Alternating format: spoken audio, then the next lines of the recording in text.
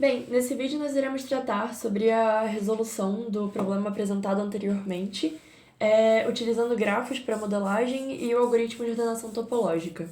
Inicialmente, vamos apenas relembrar o problema para ficar um pouco mais claro.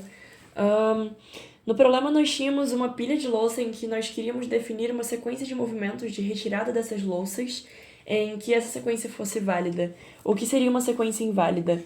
Por exemplo, se eu tentar retirar esse pote sem ter retirado o que está sobre ele, eu não consigo fazer isso porque não dá, simplesmente. Eu vou deixar os outros potes como? Eu preciso retirar os potes de cima para depois tirar o de baixo. Então, agora que nós compreendemos o problema, vamos tentar modelar esse problema com grafo. O primeiro passo seria enxergar o que significariam os nossos vértices.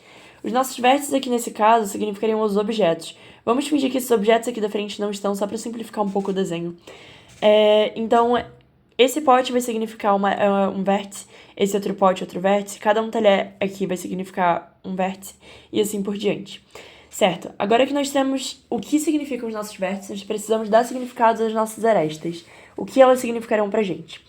Bem, se eu tenho dois objetos, o objeto 1 e o objeto 2, eu vou dizer que existe uma aresta direcionada de 1 para 2 se eu preciso retirar necessariamente o vértice 2 para que eu possa retirar o vértice 1. Então, você tem uma relação de dependência e uma relação de precedência entre esses dois vértices.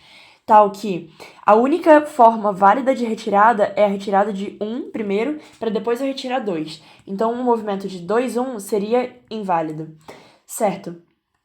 Então, vamos visualizar como que ficariam essas arestas na nossa imagem. Bem, eu preciso retirar cada talher para eu poder retirar os potes. Então, eu preciso retirar esse talher para eu poder retirar o pote 1, para eu poder retirar o pote 2 e para eu poder retirar a panela. Assim como outro talher também. Então, nós iremos desenhar as mesmas arestas. Agora, partindo do pote 1, eu preciso retirar o pote 1 antes de retirar o pote 2 e eu preciso retirar o pote 1 antes de retirar a panela. E o pote 2 precisa ser retirado antes da panela. Então, aqui, nós obtemos basicamente um grafo. Vamos nos importar só com esse grafo, por enquanto, depois a gente presta atenção nessas duas xícaras que estão ao lado. Como que ficaria esse grafo se a gente fosse transcrever aqui? A gente teria o talher 1, que é um vértice, o talher 2, que seria outro vértice. A gente teria o pote 1, como sendo outro vértice, o pote 2 e a panela. E daí nós precisamos desenhar as nossas arestas. O que seriam as nossas arestas aqui? A gente precisa, para retirar o pote 1, a gente precisa tirar o talher 1 e a gente precisa retirar o talher 2. Assim como, para retirar o pote 2, a gente precisa retirar o talher 1, retirar o talher 2 e a gente precisa retirar o pote 1 também. Para retirar a panela, a gente precisa retirar cada um dos talheres. A gente precisa retirar o pote 1 e a gente precisa retirar o pote 2. Então, olhando só para essa pilha daqui, a gente obteve esse grafo. Agora, bora prestar atenção nessas duas xícaras que estão ao lado. Essas xícaras que estão ao lado não tem nenhuma ordem de precedência em relação ao gráfico que a gente desenhou. Porque eu posso retirar a xícara branca antes de tirar o grafo inteiro, ou depois de tirar, ou em qualquer ordem. Então, não afeta. Portanto, ela vai entrar num grafo à parte. Então, a única ordem que a gente teria de dependência aqui é que a xícara branca, que vamos chamar de C1, tem que ser retirada antes da xícara vermelha que está sobre ela. Agora que nós desenhamos o nosso grafo, nós precisamos visualizar o algoritmo de ordenação topológica e como que ele funcionaria nesse caso. Ok. Para o caso que a gente tinha desenhado anteriormente, que a ordem válida seria um 2 apenas, significa que para eu conseguir retirar o vértice 2, eu preciso ter retirado o vértice 1. Isso porque o vértice 2 ele tem uma aresta chegando nele, ele recebe uma aresta. Então, nós iremos definir o grau de entrada de um vértice como sendo a quantidade de arestas que ele recebe. Nesse caso, o vértice 1 teria grau 0 e o vértice 2 teria grau 1. Eu posso retirar o vértice 1 porque ele tem grau 0, ou seja, ele não depende de nenhum outro objeto ser retirado para que eu possa retirar ele e processar ele. Então, todos os vértices que tiverem grau de entrada 0 podem ser processados naquele momento. Agora iremos definir o grau de entrada de cada um dos vértices dos nossos grafos. A xícara 1 aqui, que é o C1, tem grau 0, porque ele não está recebendo nenhuma aresta. Já a xícara 2 vai ter grau 1, porque ela recebe a xícara, ou essa aresta aqui, que parte da xícara 1. Então eu preciso retirar 1 para poder retirar a 2. Os talheres ambos vão ter grau 0. O pote 1 recebe 2 arestas, portanto, teremos grau 2. O pote 3 recebe 3 arestas, portanto, teremos grau 3. E a panela recebe 4 arestas, portanto, grau 4. Agora nós iremos executar o nosso algoritmo. Como definimos anteriormente, todo vértice que tem grau 0, ele pode ser retirado e processado naquele momento. Então iremos retirar todos os caras que têm grau 0 e colocar a nossa resposta nessa ordem. Pode ser em qualquer ordem, né? Porque eles não têm dependência entre si, então ambas as ordens são válidas.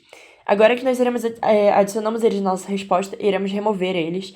E quando nós removemos eles, nós removemos todas as arestas. Portanto, precisamos alterar o grau de entrada de cada um dos vértices que recebem essas arestas. Que nesse caso aqui seriam todos os vértices. Portanto, agora, a xícara 2 tem grau 0, o pote 1 tem grau 0, o pote 2 tem grau 1 e a panela tem grau 2. Agora iremos repetir o mesmo procedimento. Então, iremos retirar todos os vértices, que nesse caso seriam C2 e P1, que possuem grau 0. Iremos apagá-lo da resposta e iremos alterar o grau dos vértices restantes. Iremos realizar o mesmo procedimento de apagar, adicionar na resposta, alterar. E por fim, quando todos os vértices estiverem apagados, nós obtivemos uma sequência válida de movimentos. Cabe ressaltar que essa sequência ela não é única, como nós vimos, poderíamos ter tirado de forma diferente. Por exemplo, a sequência T1, T2, C1, C2, P1, P2, PA também seria válida. E teríamos várias sequências válidas nesse caso. Mas o que importa é que essa é uma sequência válida. Bem, ordenação topológica é um algoritmo muito útil, principalmente quando se trata de ordenação de tarefas que tem uma ordem de precedência que importa. Portanto, podemos também analisar um outro problema que seria, sei lá, cotidiano. Nós iremos acordar, iremos tomar café da manhã, iremos trocar de roupa e, por fim, sair de casa.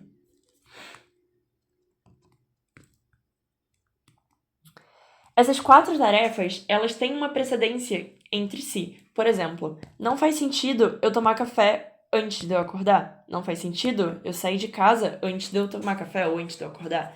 Então, nós iremos definir como vértice essas ações, que seriam esses quadradinhos, e as arestas da mesma forma que nós definimos no problema da louça. Então, nós precisamos acordar antes de tomar café, acordar antes de trocar de roupa, acordar antes de sair de casa, tomar café antes de sair de casa e trocar de roupa antes de sair de casa. E agora que nós definimos e montamos o nosso grafo, nós poderíamos executar o algoritmo da ordenação topológica, que seria basicamente pegar o vértice que tem grau 0, colocar ele na nossa resposta, apagar todas as arestas que partem dele e fazer o procedimento de novo. Então, pegamos café, porque ele tem grau 0, apagamos as arestas, pegamos trocar de roupa, e, por fim, sair de casa. E assim conseguimos obter uma ordem também válida. Esse algoritmo ele pode ser aplicado em rotinas muito mais complexas. Então, por exemplo, rotinas de empresas que têm várias pessoas trabalhando num projeto e você precisa que uma parte do projeto seja feita antes da outra, para o cara poder revisar, por exemplo. Não faz sentido você revisar um código antes do código ter sido feito. Então, é um algoritmo que tem várias utilidades e aplicações no nosso cotidiano. E, enfim, é basicamente essa a ideia do algoritmo. Eu espero que tenha ficado claro. E é isso.